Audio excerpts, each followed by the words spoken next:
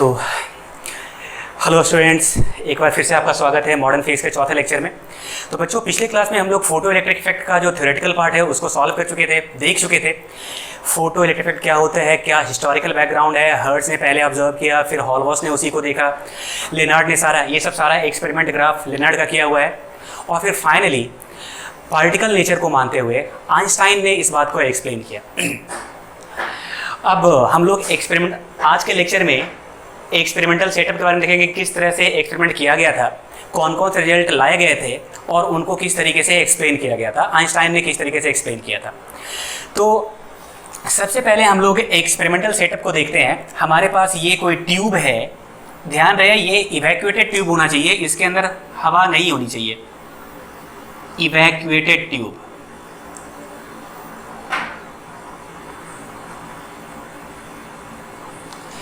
तो ये हमारे पास कोई एक ट्यूब है। यहाँ पे हमने एक मेटल लगाया, देखिए क्रॉस करके हमने, ये एक मेटल है, इसको हम लोग टारगेट मेटल कहते हैं, और ये इसका दूसरा इलेक्ट्रोड है। इसको हम लोग कैथोड नाम दे रहे हैं और इसको एनोड नाम दे रहे हैं। जस्ट नाम है इसका, यहाँ कोई पर्पस नहीं है कैथोड और एनोड जैसा। फिर इन दोनों इलेक्ट्रोड्स को हमने एक वायर से कनेक्ट किया है। ये वाला ऐसा डॉटेड है। डॉटेड कहने का मतलब यहाँ पे तरह तरह की चीज़ें बदल कर हम लोग यहाँ पे करंट का बदलाव देखेंगे। जैसे एक बार यहाँ पे एक वायर लगा देंगे तो यहाँ से लेकर यहाँ तक कंप्लीट वायर हो जाएगा। फिर देखेंगे करंट आमीटर में कितना आ रहा है। ये आमीटर माइक्रो एम्पियर रेंज मापने के लिए होना चाहिए, मतलब जनरली गैल्वेनोमीटर का यूज करते हैं हम लोग। फिर यहाँ पे बैटरी लगा के देखेंगे कि बैटरी लगाने के कारण यहाँ पे करंट में क्या बदलाव आ जाता है। फिर बैटरी को उल्टा करके देखेंगे क्या बदलाव आता है। तो एक्सपेरिमेंट में तो हम लोग यही करते हैं कि इस एक्सपेरिमेंट में डिफरेंट पैरामीटर्स को चेंज करके हम लोग रिजल्ट को एनालाइज करते हैं, और फिर उन रिजल्ट्स के बेसिस पे हम लोग थ्योरी, हाइपोथेसिस, ये सब डिराइव करने की कोशिश करते हैं। तो सबसे पहले आप सेटअप को समझ लें, एक बार दोबारा एक्सप्लेन कर दे रहे हैं। ये कोई ट्यूब है, इवैक्यूएटेड होना चाहिए क्योंकि अंदर हवा रहेगा, इलेक्ट्रॉन फ्लो करेगा, मूव करेगा, तो हो सकता है टक्कर में स्पार्किंग हो, आपको ढंग से एक्सपेरिमेंट दिख ना सके। ये अपना टारगेट मेटल है, ये जो है ना, इसको हम लोग क्या कहते हैं, ये हमारा टारगेट मेटल है, मतलब वो मेटल जिसके सरफेस से इलेक्ट्रॉन निकालना है, ये है अपना टारगेट मेटल। ये इस वाले टारगेट मेटल को कैथोड नाम दिए हुए हैं, दूसरे को एनोड नाम दिए हैं, और ये एक वायर से कनेक्टेड है, बीच में अमीटर लगा दिए हैं। यहाँ पे हम लोग एक बॉक्स बना दिए हैं। इस बॉक्स में कभी हम लोग तार लगा देंगे, कभी हम लोग बैटरी लगा देंगे, कभी उसी बैटरी को उल्टा करके लगा देंगे, और इन सब बदलाव के कारण करंट में क्या फ़र्क पड़ रहा है, इस चीज़ को हम लोग स्टडी करने की कोशिश करेंगे। एक बात और देखिए, कैथोड को ही हम लोग एमीटर नाम बोला करेंगे और एनोड को हम लोग कलेक्टर बोला करेंगे। क्यों बोला करेंगे अभी क्लियर हो जाएगा। ये हमारा टारगेट मेटल है। इस टारगेट मेटल पे हमारे रेडिएशंस, देखिए ये लाइट इधर से इंसिडेंट हो रहा है, इस लाइट का इंटेंसिटी आई है। अभी इंटेंसिटी आपको मालूम होगा, आप जानते होंगे, energy falling per unit time per unit area. Intensity क्या होता है, energy falling per unit time per unit area. पहले लेक्चर में इसको भी बताएं।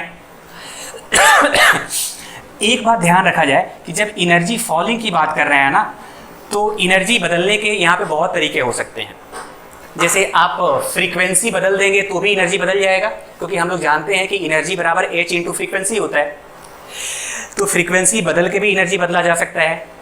इंटेंसिटी को, मतलब जैसे यहाँ पे बल्ब का सोर्स है, तो बल्ब के सोर्स को पास या दूर लाकर भी इंटेंसिटी को बदला जा सकता है। तो एक्सपेरिमेंट में हम लोग अक्सर इस बात का केयर करते हैं कि फ्रीक्वेंसी में बदलाव ना हो, फ्रीक्वेंसी में किसी तरह की बदलाव ना हो। तो जब बोल देना कि इंटेंसिटी कांस्टेंट है, तो आपको ये एज्यूम कर लेना है कि फ्रीक्वेंसी में कोई बदलाव नहीं है। इनफैक्ट अगर इंटेंसिटी बदल भी रहा है ना और स्टेटमेंट में कुछ नहीं बोला, तो भी एज्यूम करना है कि फ्रीक्वेंसी में कोई बदलाव नहीं है। बल्ब मतलब जो सोर्स है उसको पास या दूर किया जा रहा है, और केवल इस वजह से इंटेंसिटी बदल रहा है। जैसे बल्ब को आप अपने पास लाएंगे तो आपको ज़्यादा गर्मी लगेगा, बल्ब दूर कर देंगे तो कम गर्मी लगेगा, क्योंकि बल्ब जब पास है तो आप ज़्यादा एनर्जी आपके ऊपर गिर रहा है, तो इंटेंसिटी बढ़ा हुआ है, इस वजह से आपको गर्मी ज़्यादा लगेगा। तो इस पूरे एक्सपेरिमेंट में आगे हम कहीं नहीं बोलने वाले हैं कि बल्ब को पास ये फ्रीक्वेंसी को बदलना है, फ्रीक्वेंसी को कांस्टेंट रखना है, आगे ये कभी नहीं बोलेंगे। ये अंडरस्टूड है कि जब भी कभी इंटेंसिटी की हम बात करेंगे तो आप मन में मान के रखिए कि उसका फ्रीक्वेंसी कांस्टेंट है। अगर फ्रीक्वेंसी में बदलाव करना हुआ ना तो स्पेशली बोलना, मेंशन किया जाता है कि फ्रीक्वेंसी का बदलाव है, और अगर नहीं मेंशन किया मतलब आपको मान के चलना है कि फ्रीक्वेंसी कांस्टेंट है। मतलब थ्रू आउट चैप्टर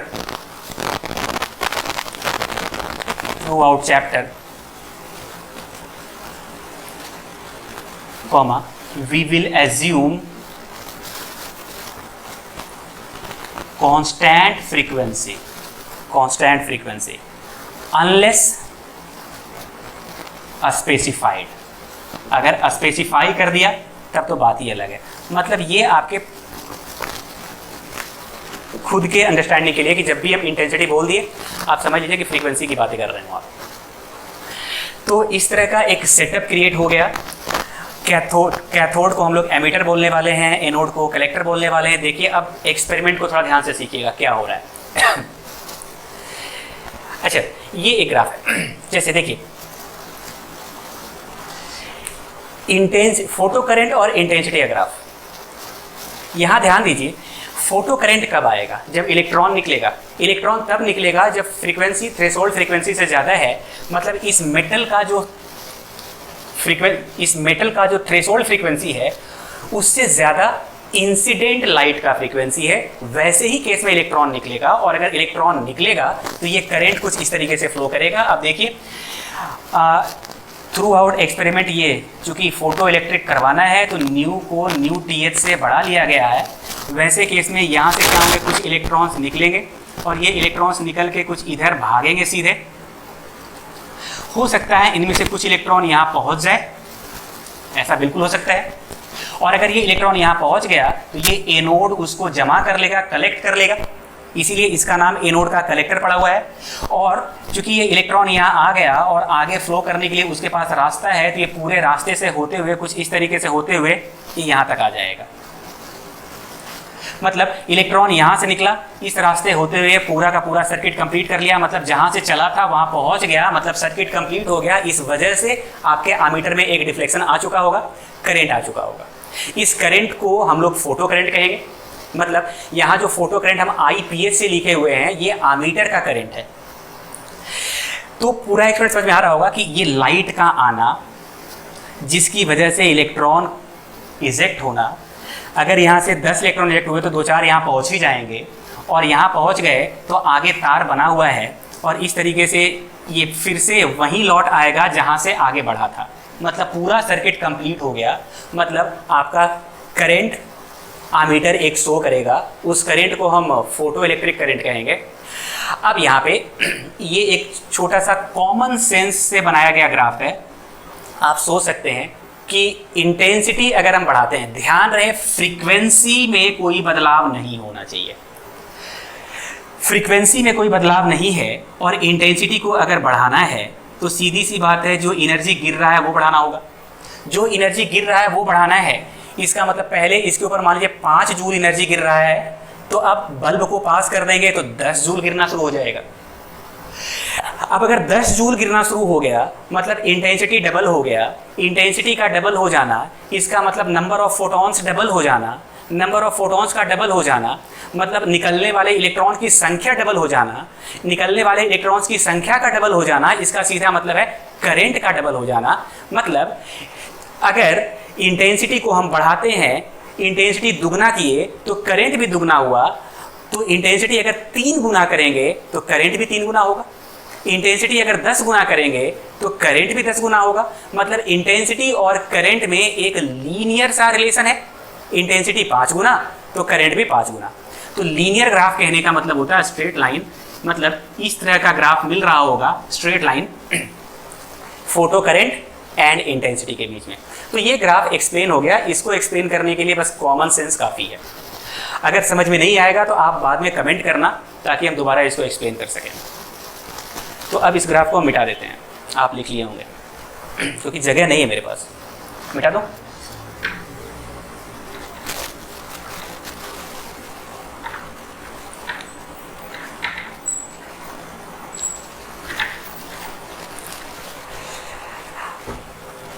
एक ग्राफ और दूसरा ग्राफ बनाया गया था फोटो करंट।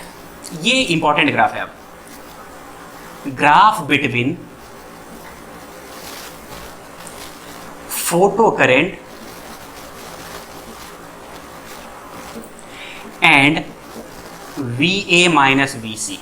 VA मतलब एनोड का पोटेंशियल माइनस कैथोड का पोटेंशियल। इन दोनों के बीच का जो पोटेंशियल डिफरेंस है उसको रखा गया एक्स एक्सिस पे, फोटो करंट को रखा गया वाई एक्सिस पे।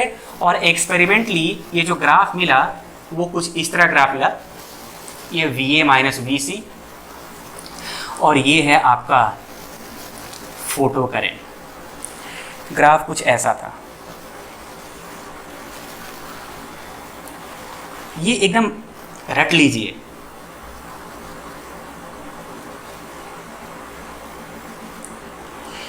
इस करंट को आगे हम लोग सैचुरेशन करंट कहेंगे।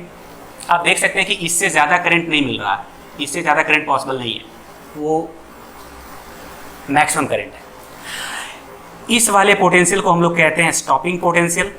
आगे एक एक करके सब एक्सप्लेन करेंगे हम लोग। VS को हम लोग बोलते हैं स्टॉपिंग पोटेंशियल।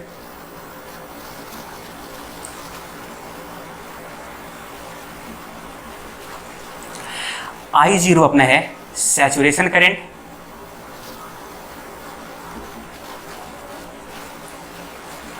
इस ग्राफ को बनाते वक्त इंटेंसिटी I रखा गया था और फ्रीक्वेंसी न्यू रखा गया था। ध्यान रहे फ्रीक्वेंसी में बदलाव नहीं। इंटेंसिटी I और न्यू फ्रीक्वेंसी के लिए जब photo current and VA minus VC का ग्राफ प्लॉट किया गया तो ये ग्राफ आया। ये बहुत इंपॉर्टेंट ग्राफ है क्योंकि आगे केवल इसी ग्राफ को हम एक्सप्लेन करने जा रहे हैं कि ग्राफ ऐसा क्यों है। तो ये ग्राफ एक्सपेरिमेंटली आया, ये लेनार्ड को मिल गया, लेकिन इस बात को वो एक्सप्लेन नहीं कर पाए और इसी चीज़ को एक्सप्लेन आइंस्टाइन किए। तो जल्दी से आप इस ग्राफ को बना लीजिए ताकि आगे हम एक्सपेरिमेंट में एक्सप्लेन कर सकें कि इसके पीछे ग्राफ क्यों नहीं बना। ये मोमेंट देखिए, ये एक्स एक्सिस पे देखिए, एक्स एक्सिस यहाँ पे आ रहा है, मतलब VA माइनस VC जीरो। इसका जीरो हो जाने का मतलब है कि जो पोटेंशियल एनोड का है वही पोटेंशियल कैथोड का है। मतलब किसी तरह का पोटेंशियल डिफरेंस नहीं है इन दोनों के बीच में, मतलब यहाँ कोई बैटरी नहीं है। और जब कोई बैटरी नहीं है उस वक्त भी देखिए इतना करंट मेजर कर रहा है अपना आमीटर। मतलब जब इस डब्बे में किसी तरह का पोटेंशियल डिफरेंस या बैटरी नहीं लगाया जाए तो भी आमीटर अपना कुछ करंट मेजर कर रहा है। इसके बाद ये देखिए VA माइनस VC पॉजिटिव, मतलब डेफिनेटली इस वाले सेक्शन में अगर देखा जाएगा इसके आगे तो VA बड़ा होगा VC से क्योंकि ये पॉजिटिव है। पीछे की बात करी जाएगी तो VA को छोटा होना पड़ेगा VC से क्योंकि इसके पीछे VA माइनस VC निगेटिव हो जाएगा और ये निगेटिव तभी हो पाएगा जब एनोड का पोटेंशियल कम कर दिया जाए कैथोड के पोटेंशियल से। तो वैसे केस में आप देखिए करंट घटना शुरू हो जाता है और करंट घटते घटते घटते घटते फाइनली जीरो हो जाता है।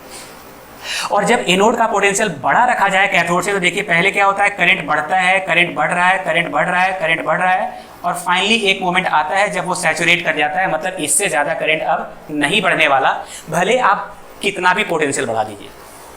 तो अब इसी ग्राफ को हम एक्सप्लेन करने जा रहे हैं, तो यहाँ तक जल्दी से आप बना लीजिए। 3 केस में डिवाइड करेंगे। पहला केस होगा जब VA बराबर VC होगा, ये दोनों बराबर, जैसे इस वाले केस के लिए, यहाँ वाले के लिए, इसके लिए क्या है VA बराबर VC अपने ऑरिजिन पे। दूसरा केस होगा जब VA बड़ा होगा VC से और तीसरा केस होगा जब VA छोटा होगा VC से। तो अब 3 केस में इस ग्राफ को हम एक्सप्लेन करेंगे। आप जल्दी से इस ग्राफ को बना लीजिए, ये बहुत इंपॉर्टेंट ग्राफ है क्योंकि अब पूरा का पूरा लेक्चर बस इसी का एक्सप्लेनेशन है। तो जल्दी से आप वीडियो को पॉज करके कॉपी कर लीजिए।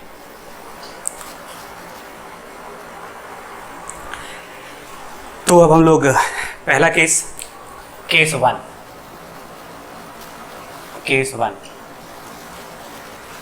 क्या है? VA बराबर VC, मतलब एनोड का पोटेंशियल और कैथोड का पोटेंशियल बराबर है। जल्दी से डायग्राम बना लेते हैं।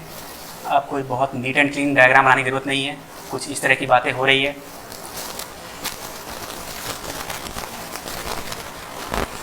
मतलब कोई पोटेंशियल नहीं है, मतलब यहाँ पे हमने एक वायर लगा दिया A और C के बीच में, तो जो एनोड का पोटेंशियल है एग्जैक्टली वही पोटेंशियल आपके कैथोड का भी हो गया।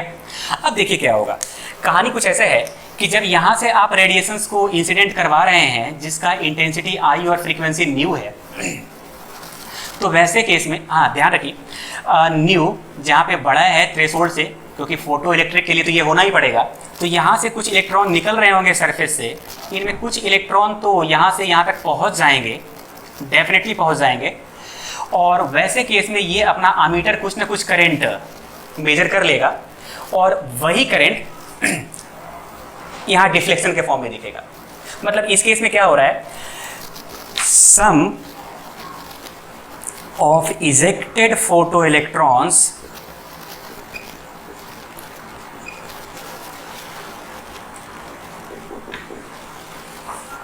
will reach एनोड और कलेक्टर। एनोड, इसी को कलेक्टर बोलते हैं क्योंकि ये इलेक्ट्रॉन को कलेक्ट कर लेगा और फिर आगे भेज देगा। एनोड और collector, hence ammeter will measure some current. और वही चीज आपको ग्राफ में यहां दिख रहा है। जब इस जगह की हम बात कर रहे हैं तो VA माइनस VC एक्सिस पे ये वाला पॉइंट जीरो, ये जीरो तभी होगा जब VA बराबर VC होगा। तो जब VA बराबर VC है तो आप देख सकते हैं कि इतना करंट आपको दिख रहा है, ये करंट है। ये करंट कब है? जब इस बॉक्स में किसी तरह का बैटरी या किसी तरह का पोटेंशियल डिफरेंस नहीं है तो भी इतना करंट फ्लो कर रहा होगा, इतना करंट हमारा अमीटर मेजर कर रहा है। तो ये पहला केस बहुत सिंपल है, आप इसको जल्दी से बना लीजिए। अब अगर दूसरे केस की बात करूं, जल्दी से इसको वीडियो को पॉज करके कॉपी कर लीजिए।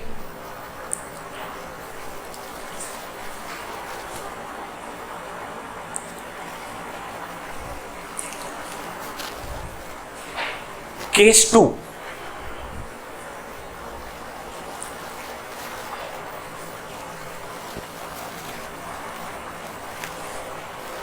केस 2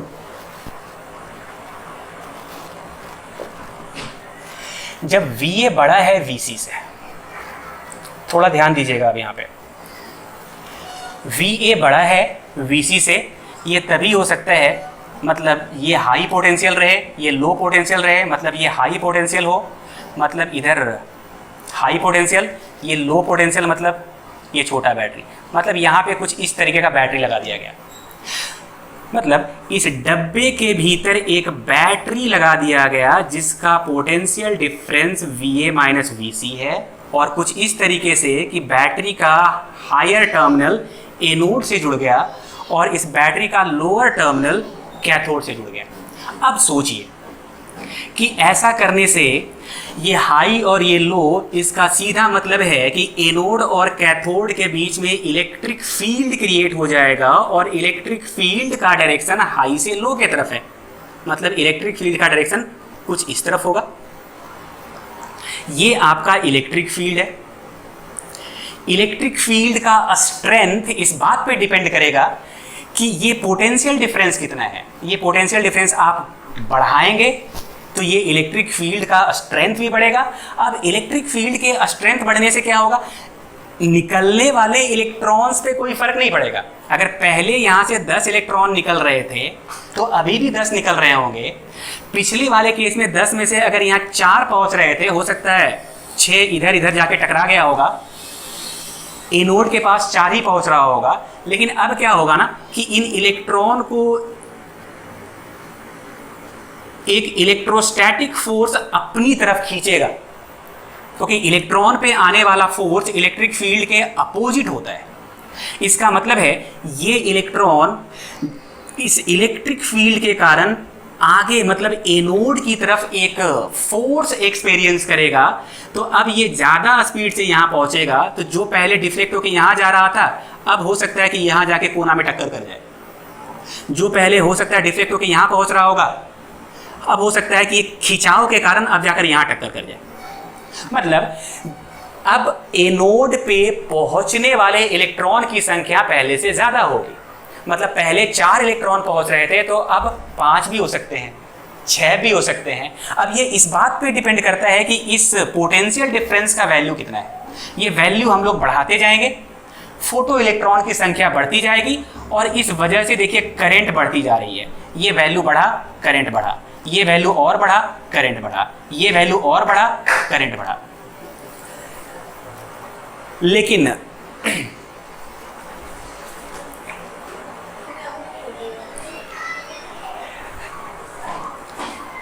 फाइनली एक वैसा भी मोमेंट आएगा जब आप देखिए कि करंट कांस्टेंट हो गया। मतलब पोटेंशियल डिफरेंस को आप कितना भी बढ़ा लीजिए, करंट में कोई बदलाव नहीं होगा।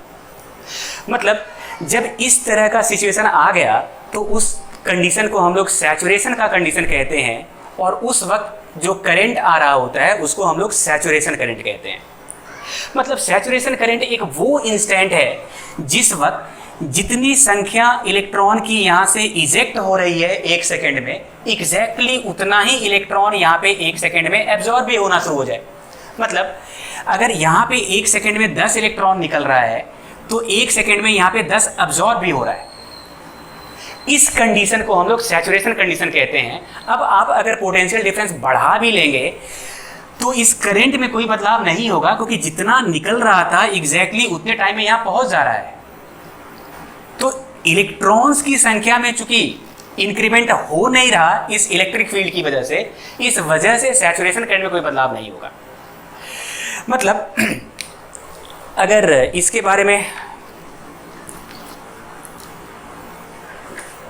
मैं लिखना चाहूं तो क्या लिखेंगे? Electric field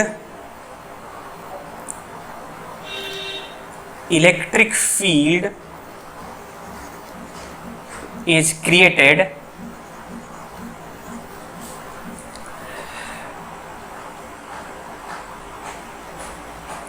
which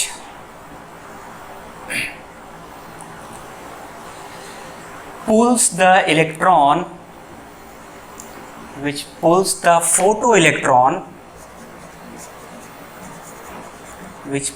photoelectrons towards anode. Hence, number of photoelectrons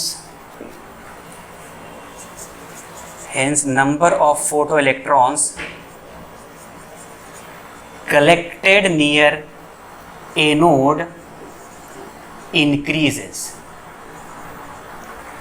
due to which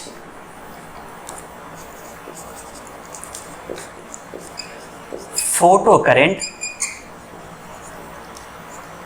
increases।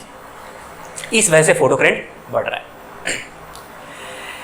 और फाइनली एक कंडीशन आएगा, इसको आप बढ़ाते जाइए। ये पोटेंशियल डिफरेंस आप जितना बढ़ाएंगे इलेक्ट्रिक फील्ड उतना मजबूत होगा, और इस वजह से निकलने वाले ये कलेक्टर पे कलेक्ट होने वाले इलेक्ट्रॉन्स की संख्या उतनी बढ़ती जाएगी। और फाइनली एक मोमेंट आएगा जब निकलने वाले सारे इलेक्ट्रॉन्स कलेक्टर पे जाकर एब्जॉर्ब होना शुरू हो जाएंगे, जिसके कारण अब फर्दर करंट में कोई बदलाव नहीं होगा, और उस करंट को हम लोग सैचुरेशन करंट बोलेंगे। तो यहाँ पे लिख देते हैं। इसीलिए ग्राफ आप देख सकते हैं ऐसा बना, ये बढ़ रहा है तो ये भी बढ़ रहा है, लेकिन धीरे धीरे बढ़ने का रेट कम होता जा रहा है, और फाइनली ये ग्राफ पैरेलल हो गया, मतलब सैचुरेट कर गया। मतलब एक पॉइंट यहाँ पे क्या लिखेंगे हम लोग आगे?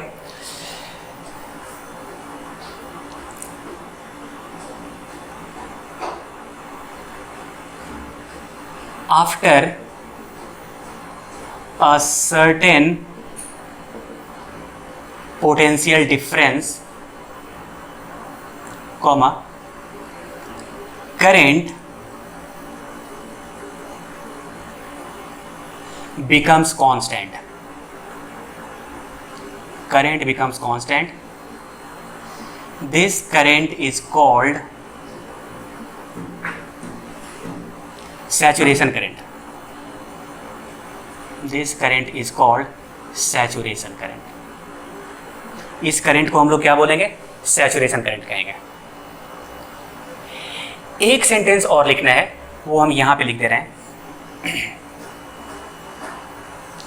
एट सैचुरेशन क्या हो रहा है? एट सैचुरेशन जिस रेट से इलेक्ट्रॉन यहां से इजेक्ट हो रहे हैं, एग्जैक्टली उसी रेट से इलेक्ट्रॉन यहां पे एब्जॉर्ब हो रहे होंगे. Rate at which electrons is ejected from cathode becomes equal to the rate at which electrons is collected at anode. तो ये स्टार लगा लीजिएगा कि सैचुरेशन पे होता क्या है. जिस रेट से इलेक्ट्रॉन यहाँ इजेक्ट हो रहा है, एग्जैक्टली उसी रेट से इलेक्ट्रॉन यहाँ पे एब्जॉर्ब हो रहा होगा. तो सेकंड वाले केस से आपको ये आइडिया लग रहा होगा कि ये ग्राफ का नेचर इस तरीके से क्यों है. धीरे धीरे करंट बढ़ रहा है, बढ़ रहा है, बढ़ रहा है, बढ़ रहा है और फाइनली करंट जाकर सैचुरेट कर गया I नॉट पे. इससे ज़्यादा करंट नहीं हो सकता, क्योंकि अब जितने इलेक्ट्रॉन्स इजेक्ट हो रहे थे जिस रेट से, उसी रेट से यहाँ कलेक्ट भी हो रहे हैं.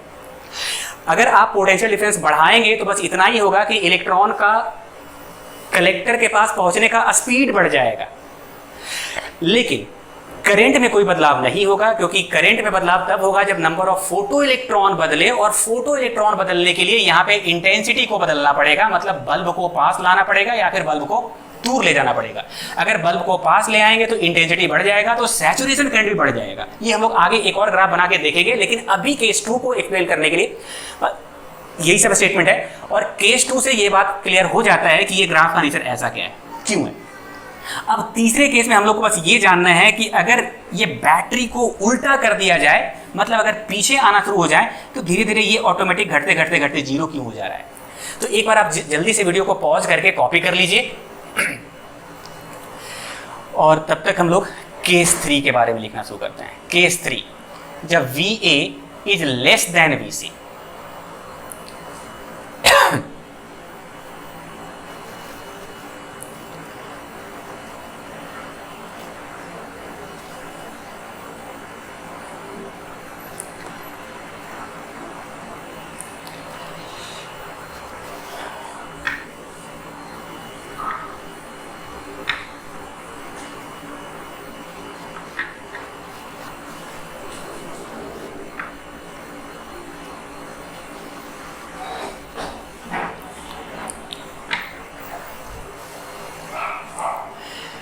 तो अब तीसरे केस को देखते हैं. VA छोटा है VC से, मतलब अब क्या हो गया कि ये लोअर पोटेंशियल है और ये हायर पोटेंशियल है. मतलब ये बैटरी का हायर टर्मिनल है और ये बैटरी का लोअर टर्मिनल, मतलब बैटरी को उल्टा कर दिया गया.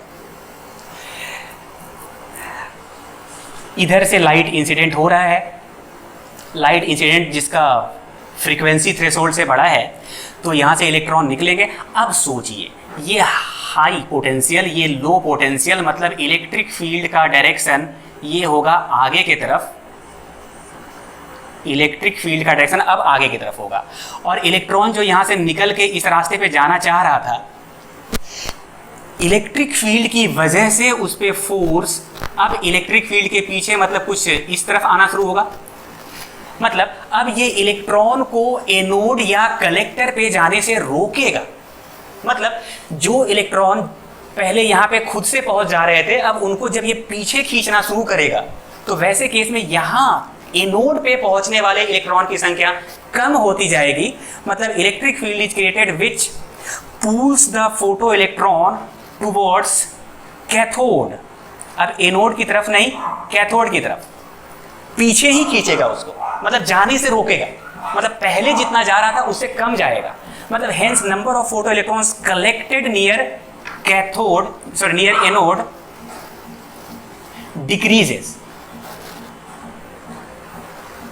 कलेक्टेड नियर एनोड अब घटेगा क्योंकि पीछे खींच रहा है, due to which photo current decreases, photo current घट रहा है। अभी देखिए जैसे जैसे हम बैटरी, देखिए ये पोटेंशियल डिफरेंस कम रखते हैं, मतलब छोटा इलेक्ट्रिक फील्ड, मतलब कम खींच रहा होगा, मतलब करंट में कम कमी आएगी, तो इतना करंट है।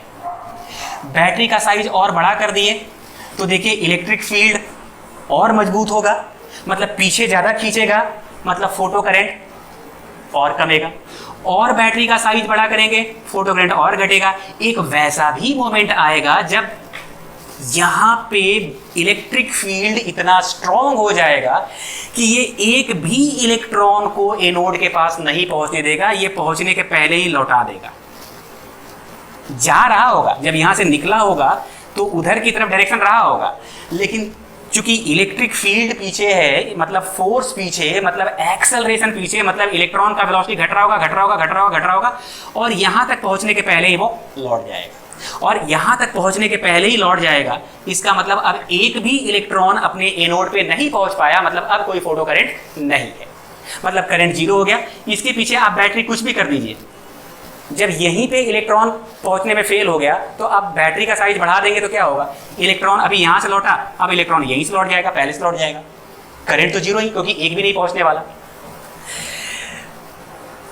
तो वो पोटेंशियल डिफरेंस जहां पे सबसे फास्टेस्ट इलेक्ट्रॉन भी एनोड तक पहुंचने में फेल कर जाता है, उसको हम लोग स्टॉपिंग पोटेंशियल कहते हैं, रोक दिया। ये वो पोटेंशियल है जो फास्टेस्ट इलेक्ट्रॉन को, क्योंकि सबसे ज्यादा एनोड तक पहुंचने की प्रोबेबिलिटी फास्टेस्ट इलेक्ट्रॉन का है, और अगर फास्टेस्ट इलेक्ट्रॉन ही एनोड पे नहीं पहुंच पाया तो बाकी सारे इलेक्ट्रॉन तो पहले ही मुड़ चुके होंगे।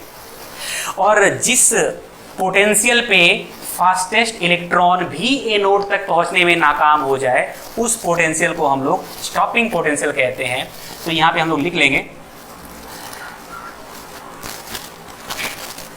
Potential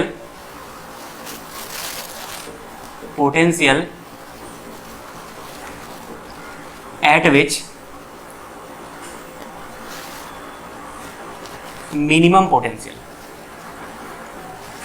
minimum potential at which even the fastest electron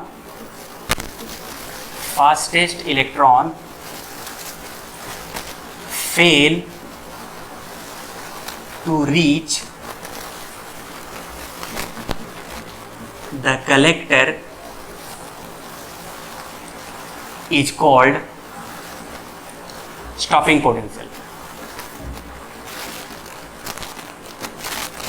Is called stopping potential. ये मिनिमम है, इसके पीछे आप कोई भी बैटरी ले आइएगा, इससे बड़ा बैटरी ले आइए, वो भी नहीं पहुंचने देगा, और बड़ा बैटरी ले आइए, वो भी इलेक्ट्रॉन को नहीं पहुंचने देगा। लेकिन ये सबसे छोटा बैटरी है जो कि सबसे फास्टेस्ट इलेक्ट्रॉन को भी वहां तक पहुंचने से रोक दिया। तो अब समझ में आ रहा होगा कि इधर ग्राफ देखिए, जैसे जैसे बैटरी हम बढ़ाते जा रहे हैं, ये करंट ऑटोमेटिकली छोटा होता जा रहा है। बैटरी का साइज और बढ़ाए, इतना कि ये बैटरी का साइज, करंट और छोटा हो गया। बैटरी का साइज और बढ़ाए, करंट और छोटा हो गया। और एक वैसा भी बैटरी आया जो कि करंट को ही जीरो कर दिया, इसके पीछे कोई बैटरी लीजिएगा, करंट जीरो आएगा।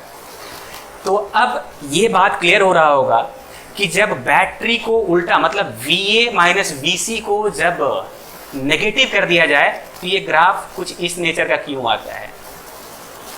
धीरे धीरे करंट को घटना है, धीरे धीरे करंट को घटना है, और फाइनली जीरो होना है।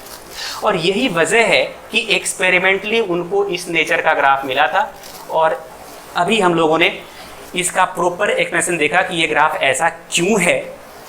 अगर आपको कहीं डाउट रह जाता है तो आप इसको पूछिएगा, एक बार जल्दी से वीडियो को पॉज करके आप कॉपी कर लीजिए, ठीक है। VS को हम लोग कहते हैं stopping potential. Stopping potential positive quantity है, नेगेटिव क्वांटिटी नहीं है, इट इज पॉजिटिव क्वांटिटी, ठीक है।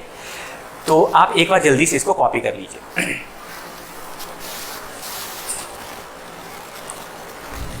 तो एक बार हम इसको मिटा देते हैं, और उसके बाद यहाँ से मैथमेटिकल एक रिजल्ट निकल के आता है, उसको हम लोग देखते हैं क्या है। तो ये ग्राफ क्यों ऐसा आ रहा था, अब समझ में आ गया। अब सोचिए कि सबसे ज़्यादा यहाँ तक पहुँचने का प्रायोरिटी था फास्टेस्ट इलेक्ट्रॉन का, स्टॉपिंग पोटेंशियल सबसे फास्टेस्ट वाले को भी यहाँ पहुँचने से रोक दिया। इसका मतलब है कि अगर एनर्जी कंजर्वेशन लगाया जाए, कंजर्वेशन ऑफ मैकेनिकल एनर्जी, तो लॉस इन काइनेटिक एनर्जी, क्योंकि जैसे जैसे इलेक्ट्रॉन आगे बढ़ रहा है उसके काइनेटिक एनर्जी में लॉस हो रहा होगा क्योंकि फोर्स पीछे लग रहा है। This must equal gain in potential energy. Loss कहने का मतलब है कि यहाँ से यहाँ तक पहुँचने के जस्ट पहले, मतलब ये आपका यहाँ से इलेक्ट्रॉन निकला है और यहाँ पहुँचने के जस्ट पहले वो लौट जा रहा है, और इन दोनों के बीच में पोटेंशियल डिफरेंस Vs है। ये प्लस माइनस और यहाँ पे पोटेंशियल डिफरेंस Vs के बराबर है। मतलब जो हाईएस्ट एनर्जी वाला इलेक्ट्रॉन है, मतलब जिसका काइनेटिक एनर्जी सबसे ज़्यादा है, वो भी यहाँ तक पहुँचने के पहले ही लौट आया। मतलब इस प्लेट के जस्ट पहले से वो रिटर्न हो गया। तो यहाँ से यहाँ तक जाते आते यहाँ पे उसका वेलोसिटी डेफिनेटली जीरो हुआ होगा, मतलब काइनेटिक एनर्जी जीरो। तो मैक्सिमम से जीरो हो जाना, इसका मतलब लॉस मैक्सिमम के बराबर। गेन की बात कर लें तो E into Vs, potential difference. इसका मतलब है K मैक्स बराबर E इंटू Vs। यहाँ से ये बहुत इंपॉर्टेंट रिलेशन है और ये हम लोग पहले से जानते हैं। अगर पिछला लेक्चर आपने देखा है तो ये K मैक्स के बारे में हम लोग जानते थे कि इंसिडेंट एनर्जी अगर फाई है और इस प्लेट का वर्क फंक्शन अगर फाई नॉट है तो डेफिनेटली ये फाई माइनस फाई नॉट होगा। ये जस्ट पिछले लेक्चर हम लोग देखे थे। इसको चलिए रिजल्ट 1 कह देते हैं।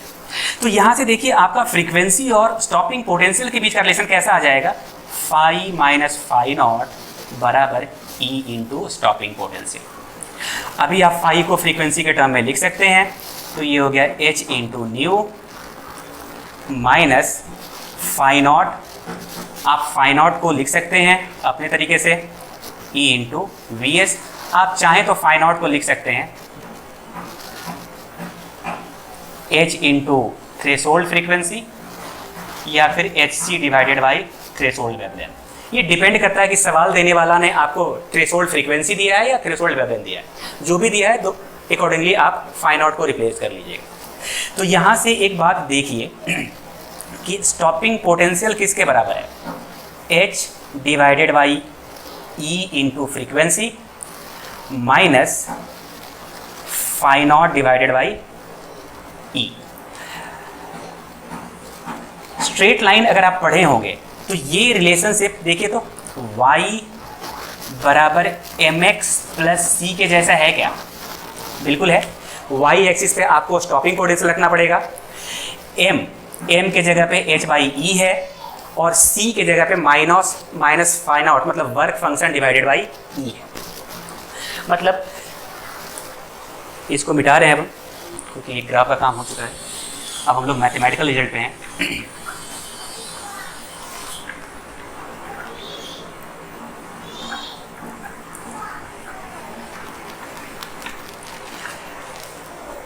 तो अगर एक ग्राफ बना दूं,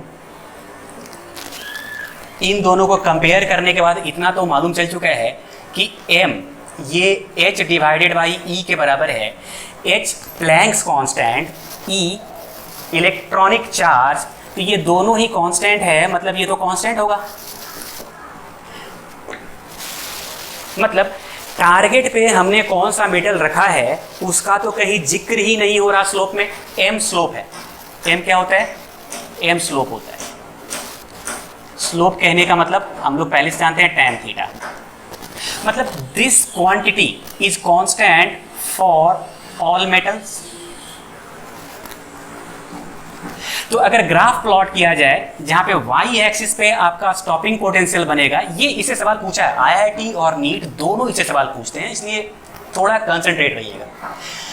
y एक्सिस पे स्टॉपिंग पोटेंशियल, x एक्सिस पे आपका फ्रीक्वेंसी, ठीक। y बराबर mx प्लस सी, ये क्वांटिटी पॉजिटिव है, ये C नेगेटिव है, मतलब डेफिनेटली ग्राफ कुछ ऐसा रहा होगा।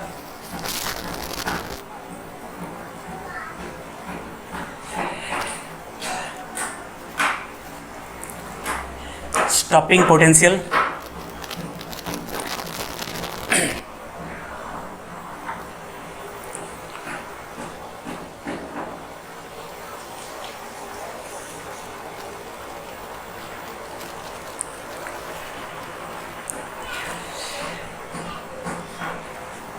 इस वाले एंगल की बात कर रहे हैं, ये एंगल थीटा है, तो यहाँ पे tan थीटा के बारे में आप क्या लिख देंगे? tan थीटा आपका है h डिवाइडेड बाई E।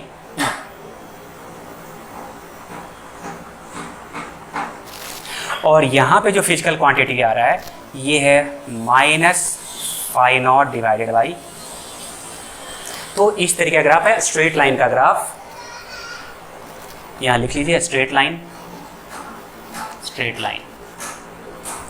और इसका जो स्लोप है वो सारे मेटल्स के लिए सेम है। अगर ये मेटल 1 के लिए बनाया गया तो मेटल 2 के लिए जब बनाएंगे तो मेटल 2 के लिए भी स्लोप यही रहेगा। फर्क कहाँ जाएगा? फर्क केवल दूसरे मेटल का वर्क फंक्शन अलग होगा, इसलिए उसका ये y इंटरसेप्ट अलग होगा, तो वो कहीं कुछ ऐसा होगा। तो दूसरे मेटल का ग्राफ कुछ ऐसा बनेगा, कुछ इस तरीके से। पर थीटा में कोई बदलाव नहीं होगा। IIT इस पे सवाल पूछ चुका है, आप एक बार इसका ध्यान रखिएगा। अच्छा, IIT ने जो सवाल पूछा था ना वो लेमडा के टर्म में पूछा था, एक बार इसको लेमडा के टर्म में भी ट्रांसफर कर लेते हैं।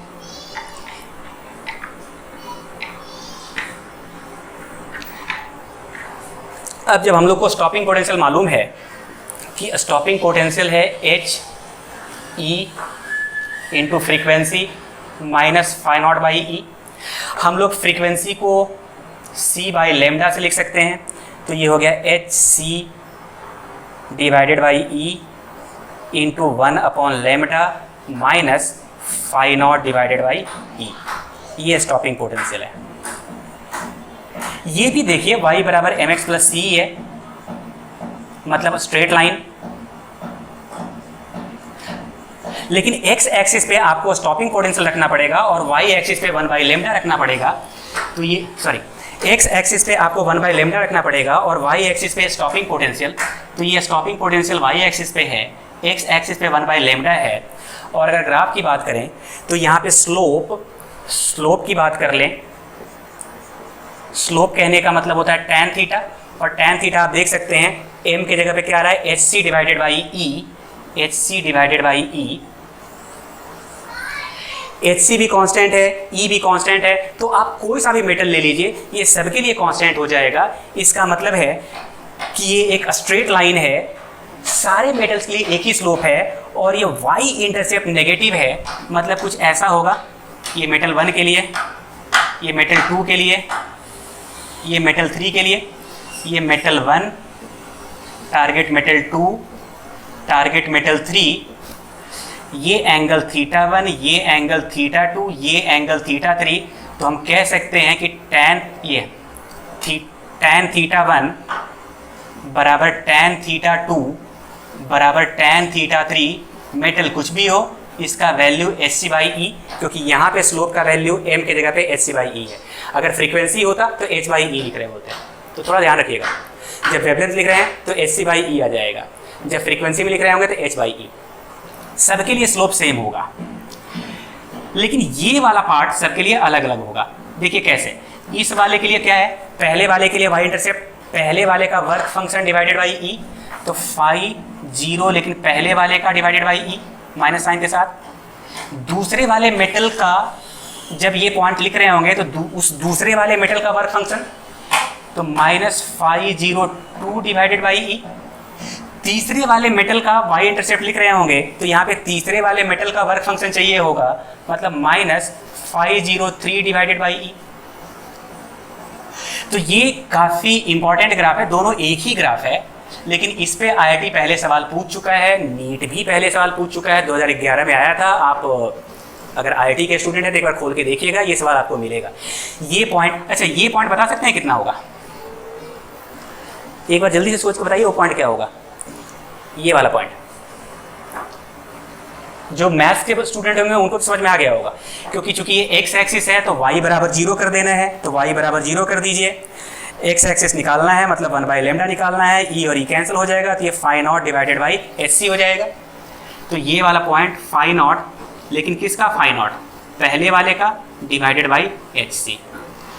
तो IIT ने जो सवाल पूछा था ना उसमें ये वैल्यू बता दिया था और आपसे वर्क फंक्शन पूछ रहा था, मतलब phi naught divided by hc अगर दे दे तो क्या फाई नॉट नहीं निकल आएगा? hc से मल्टीप्लाई कर लीजिए, आपका वर्क फंक्शन आ जाएगा।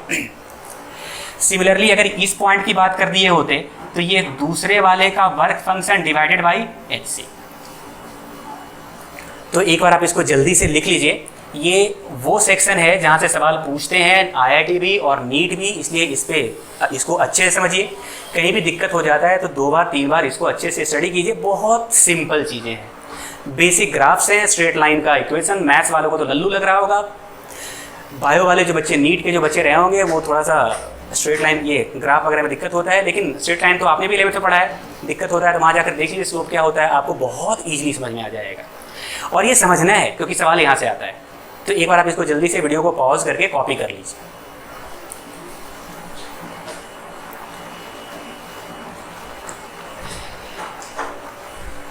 तो छोटे छोटे कुछ पॉइंट्स और हैं, जैसे अगर आप वहाँ देख सकते हैं बोर्ड पे अपना इक्वेशन क्या है, stopping potential h divided by e into frequency minus phi naught divided by e। तो ये सारी चीज़ें कांस्टेंट है, मतलब आप यहाँ से देख सकते हैं कि स्टॉपिंग पोटेंशियल फ्रीक्वेंसी पे डिपेंड कर रहा है। तो अगर फ्रीक्वेंसी बढ़ेगा तो डेफिनेटली स्टॉपिंग पोटेंशियल भी आपका बढ़ेगा। मतलब स्टॉपिंग पोटेंशियल, एक सेंटेंस लिख लेंगे, stopping potential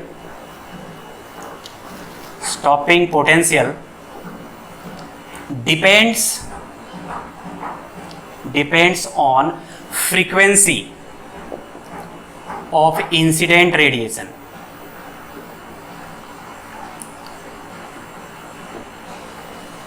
frequency of incident radiation, ये याद रखना है। अगर स्टॉपिंग पोटेंशियल ज़्यादा है इसका सीधा मतलब ये समझा जाएगा कि इंसिडेंट रेडिएशन का फ्रीक्वेंसी ज़्यादा है। मतलब यहाँ पे एक बात ये समझा जाएगा, more stopping potential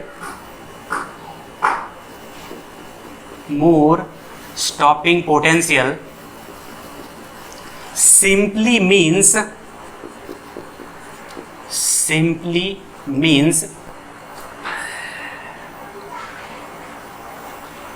incident frequency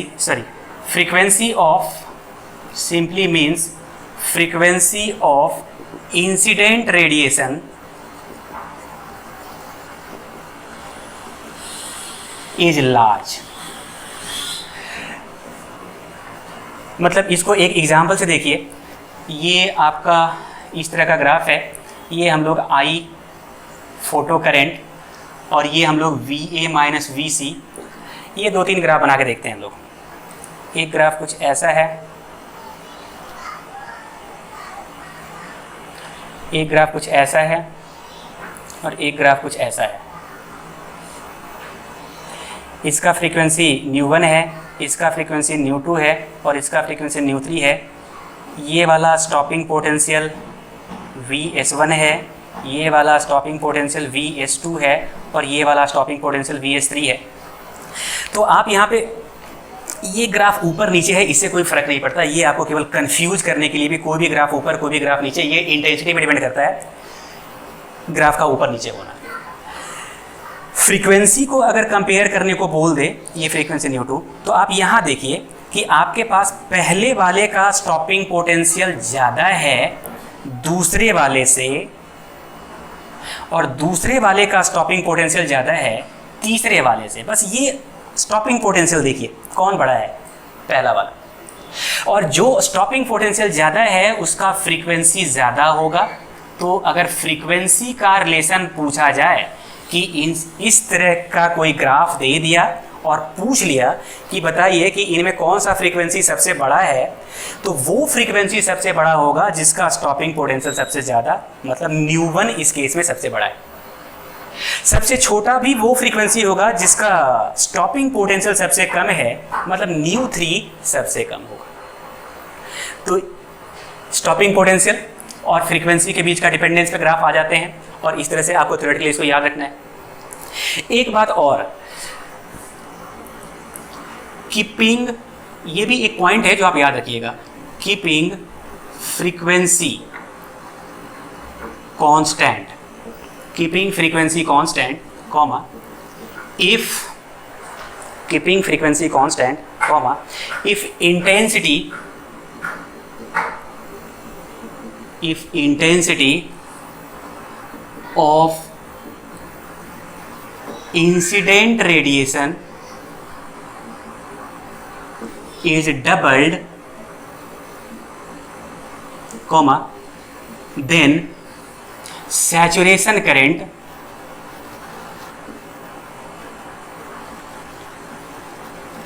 also doubles, then saturation current also doubles। थोड़ा इस चीज को ध्यान से समझिएगा। ये अपना फोटो करंट है, इस तरफ हम लोग VA माइनस VC रखते हैं। ये एक ग्राफ बना है, यहाँ पे सैचुरेशन करंट I0 है, और ये ग्राफ I इंटेंसिटी के लिए बनाया गया है जिसमें इंसिडेंट रेडिएशन का फ्रीक्वेंसी न्यू है। स्टेटमेंट है फ्रीक्वेंसी को कांस्टेंट रखते हुए, मतलब न्यू में कोई बदलाव नहीं लाना। इंटेंसिटी को डबल किया गया, इंटेंसिटी को डबल किया गया, इसका मतलब एनर्जी को डबल किया गया, और एक फोटोन का एनर्जी बदला ही नहीं, इसका मतलब फोटॉन्स की संख्या को डबल कर दिया गया। मतलब पहले अगर 100 फोटोन गिर रहे थे तो अब 200 फोटोन गिर रहे हैं। तो पहले अगर 10 इलेक्ट्रॉन निकल रहे थे, इजेक्ट हो रहे थे, तो अब 20 इलेक्ट्रॉन इजेक्ट हो रहे हैं। तो पहले सैचुरेशन करंट 10 इलेक्ट्रॉन के कारण था और अब सैचुरेशन करंट 20 इलेक्ट्रॉन के कारण होगा। तो जाहिर सी बात है कि अब सैचुरेशन करंट पहले वाले का डबल हो जाएगा।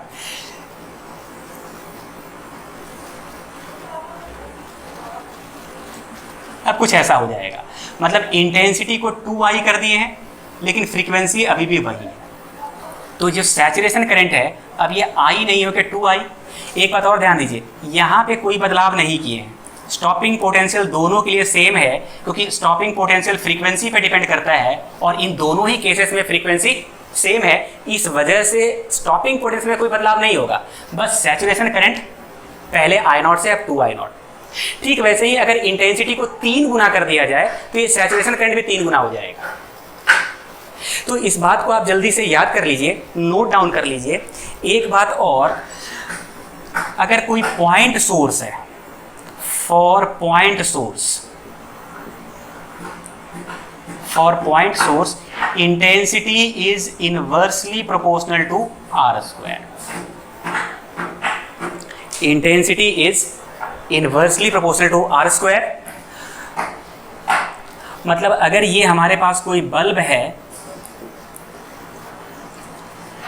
और यहां से R डिस्टेंस दूर इंटेंसिटी को हम X लिखे हुए हैं, तो क्या आप बता सकते हैं कि यहां से R/2 डिस्टेंस दूर इंटेंसिटी कितना हो जाएगा? तो देखिए, जब R है, R डिस्टेंस दूर इंटेंसिटी X, तो R/2 कर देंगे तो ये R/2 मतलब R²/4, ये 4 ऊपर चला जाएगा। तो यहाँ पे इंटेंसिटी 4 गुना हो जाएगा, मतलब यहाँ पे इंटेंसिटी I' बराबर 4x लिखना पड़ेगा। हम ये बात बताने की कोशिश कर रहे हैं। मतलब अगर दो इंटेंसिटी को कंपेयर करना है तो I1/I2 तो प्रोपोर्शनलिटी हट जाएगा, ये नीचे R1² और ये ऊपर R2², इस रिलेशन का यूज करना पड़ेगा। तो ये याद रखिएगा, ये अभी शायद आप नहीं पढ़े होंगे, खास करके 12th वाले, या पढ़ भी लिए होंगे, आई डोंट नो। तो इंटेंसिटी एक पॉइंट सोर्स की वजह से इनवर्सली प्रोपोर्शनल टू R² होता है। मतलब R डिस्टेंस दूर अगर इंटेंसिटी x है तो R/2 पे उसका इंटेंसिटी 4x होगा, R/3 पे उसका इंटेंसिटी 9x होगा, वही 2R पे उसका इंटेंसिटी x/4 होगा। ये तब जब आपका सोर्स कैसा है, पॉइंट सोर्स है। लेकिन अगर वही लीनियर सोर्स है, linear source for linear source,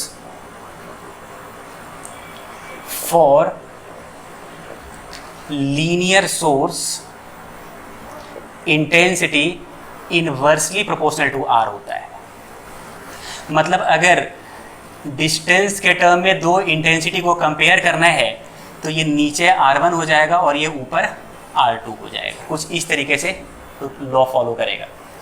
तो ये सारी बातें इंपॉर्टेंट है, इनसे सबसे सवाल आए हुए हैं और अपना थ्योरेटिकल पार्ट बस यहाँ पे खत्म हो गया। पूरा एक्सपेरिमेंट अभी एक सिंपल सा सवाल करेंगे और उसके बाद अपने इस लेक्चर को यहीं पे एंड करेंगे और अगले लेक्चर में इसके कुछ और सवाल करेंगे, फिर डी ब्रॉगली करेंगे और उसके बाद एटॉमिक स्ट्रक्चर हम लोग शुरू करेंगे। तो एक बार वीडियो को पॉज करके आप जल्दी से इसको कॉपी कर लीजिए।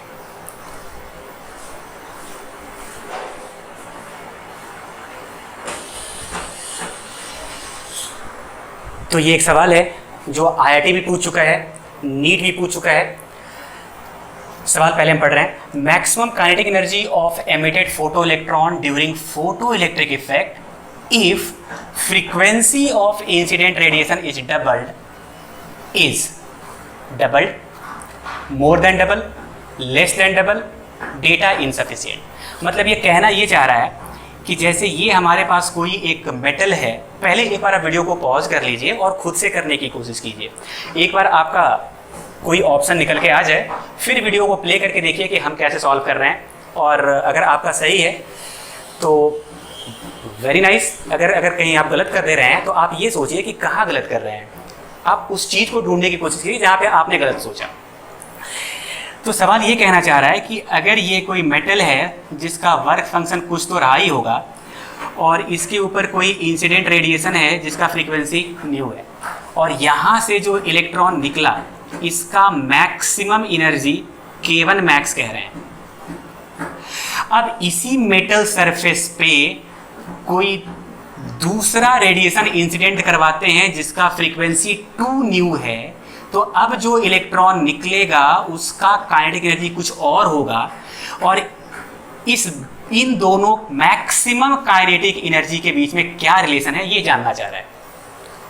तो बहुत सिंपल सी बात है। जैसे पहले वाले केस में देखिए, हमने आइंस्टाइन के फॉर्मूले के अनुसार पहले वाले का मैक्सिमम ये कितना, h into nu minus phi naught, पहला रिलेशन।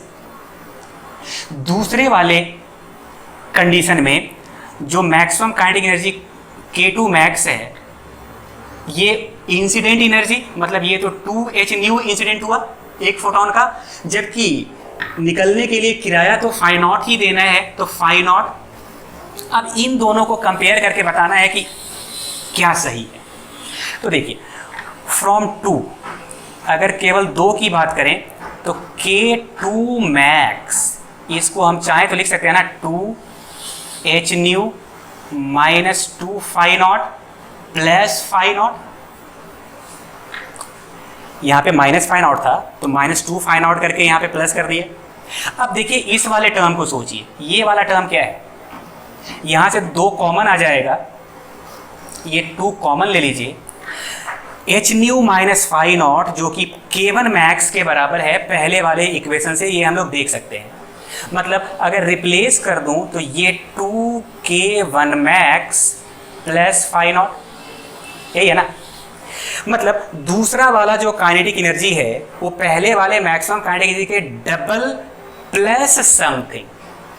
तो मतलब ये तो डेफिनेटली ग्रेटर है ना ट्वाइस ऑफ K1 मैक्स से, दुगना तो है ही, उसमें कुछ और जुड़ा, मतलब ये दुगना से ज़्यादा है। मतलब करेक्ट आंसर है मोर देन डबल। अक्सर बच्चे यहाँ पे गलती करके डबल कर देते हैं। तो ये बहुत ही कॉन्सेप्चुअल सवाल है जो कि IIT नीट दोनों में पूछ चुका है। इसलिए मतलब आज का लेक्चर यहीं पे एंड कर रहे हैं।